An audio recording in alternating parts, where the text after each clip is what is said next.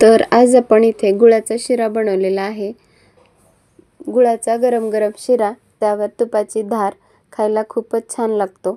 नमस्कार, मी प्रियाच्या सोपी रेसिपीमध्ये तुम्हा सर्वांचं खूप खूप मनापासून स्वागत आहे। तर आजचा बेत आहे आपला गुळाचा शिरा। तुमच्याकडे सुद्धा गुळाचा शिरा बनवला जातो का? तर नक्की कमेंट करून सांगा। चला तर मग रेसिपीला सुरुवात करूया। इथे मी 1 वाटी बारीक रवा घेतलेला आहे। रवा हा एकदम बारीक आहे। जर तुमच्याकडे बारीक रवा नसेल तर तुम्ही थोडासा मिक्सरला सुद्धा फिरवून घेऊ शकता। 1 कप रवा घेतलेला आहे आपण इथे। सोबतच काही ड्रायफ्रूट सुद्धा घेतलेले आहेत। तर इथे मी एक अर्धी वाटी आपण इथे सुक्क खोबरं किसून घेतलेलं आहे, म्हणजे एकदम मिक्सरला बारीक फिरवून घेतलं आहे। 1 चमचा विलायचीची पावडर घेतलेली आहे। विलायची पावडरमुळे खूप छान टेस्ट येते। आणि 1 वाटी आपण इथे गूळ किसून घेतलेला आहे। जर तुमच्याकडे गूळ नसेल तर तुम्ही साखर सुद्धा वापरू शकता। तर काही आपण ड्रायफ्रुट्स घेतलेले आहेत, हे ऑप्शनल आहे, तुमच्याकडे नसतील तर तुम्ही स्किप सुद्धा करू शकता।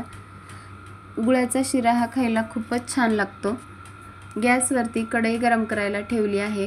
तर सगळ्यात अगोदर इथे आपण रवा भाजून घेणार आहेत। रवा आपल्याला लो टू मीडियम गॅसवर चांगला भाजून घ्यायचा आहे। 2 ते 3 मिनिट आपल्याला रवा चांगला भाजून घ्यायचा आहे।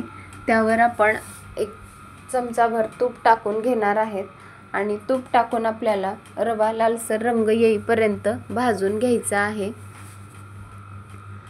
गॅसची फ्लेम आपल्याला कमी ठेवायची आहे आणि कमी गॅसवरच आपल्याला रवा चांगला लालसर रंग येईपर्यंत भाजून घ्यायचा आहे।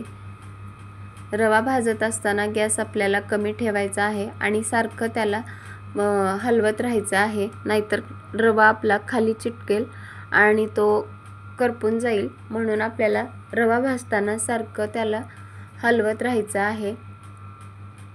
तर इथे आपला रवा सुद्धा चांगला लालसर रंगावर परतत आला आहे। गॅस बंद करायचा आहे आणि रवा जो भाजलेला आहे तो आपण एका प्लेटमध्ये काढून घेणार आहेत। तर बघा, इथे आपला रवा चांगला लालसर रंगावर भाजलेला आहे। त्याच कढईमध्ये आपण 2 चमचे साजूक तूप टाकून घेणार आहेत। नंतर तूप चांगलं वितळलं की त्यामध्ये आपण जे सुक्क खोबरं होतं ते टाकून घेणार आहेत। खोबरं सुद्धा आपल्याला चांगलं लालसर रंग येईपर्यंत परतून घ्यायचं आहे। खोबऱ्याचा रंग सुद्धा आपल्याला लालसर रंगावर परतून घ्यायचा आहे।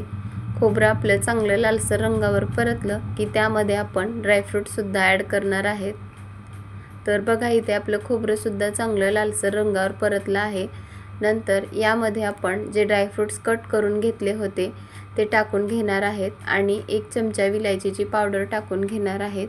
ड्रायफ्रूट सुद्धा आपल्याला चांगले त्याचा थोडासा लालसर रंग येईपर्यंत परतून घ्यायचे आहेत, यामुळे खूप छान टेस्ट येते।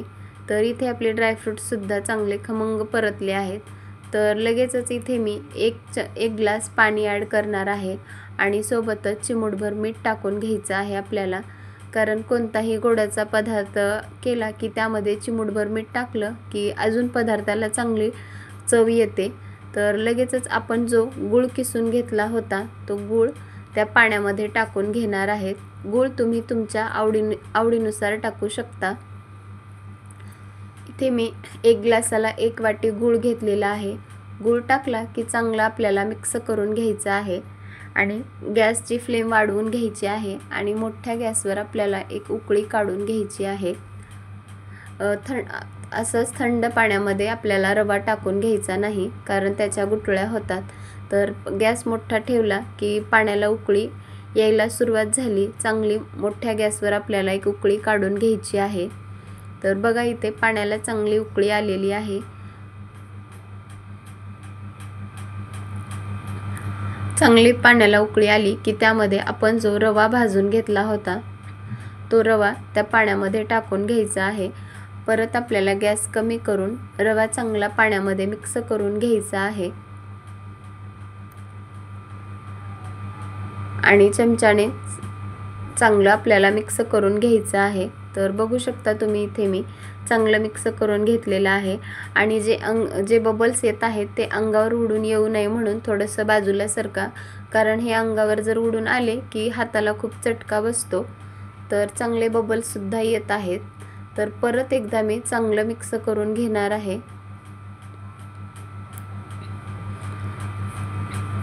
परत आपल्याला चांगलं मिक्स करून घ्यायचं आहे आणि एक 5 मिनिट आपण झाकून ठेवणार आहेत, कारण झाकून ठेवलं की चांगला रवा शिजला जातो. आपण भाजून सुद्धा घेतला आहे रवा, पण एक शिरा झाला की एक 5 मिनिट झाकून ठेवलं की चांगली टेस्ट येते, म्हणून एक 5 मिनिट झाकून ठेवायचं. जर तुमच्याकडे वेळ नसेल तर लगेचच तुम्ही सर्व करू शकता, पण इथे मी 5 मिनिट रवा झाकून ठेवलेला आहे. तर बघू शकता तुम्ही इथे आपला शिरा बनवून तयार आहे आणि कलरसुद्धा खूप सुंदर आलेला आहे. तर तुम्हाला हा गुळाचा शिरा कसा वाटला नक्की कमेंट करून सांगा. चला तर मग आपला गुळाचा शिरा बनवून तयार आहे. गॅस बंद करून घ्यायचा आहे आपल्याला आणि लगेचच आपण सर्व करायला घेणार आहेत. तर तुमच्याकडे सुद्धा गुळाचा शिरा बनवला जातो का साखरेचा शिरा बनवला जातो नक्की कमेंट करून सांगा. तर अशा प्रकारे आपला गुळाचा शिरा बनवून तयार आहे. त्यावर तुपाची धार एकदम जबरदस्त लागतो. तर ही रेसिपी तुम्हाला कशी वाटली नक्की कमेंट करून सांगा आणि पुन्हा भेटूयात अशाच एका खमंग रेसिपी बरोबर. तोपर्यंत धन्यवाद. मस्त रहा, स्वस्त रहा आणि चांगलं चांगलं खात रहा.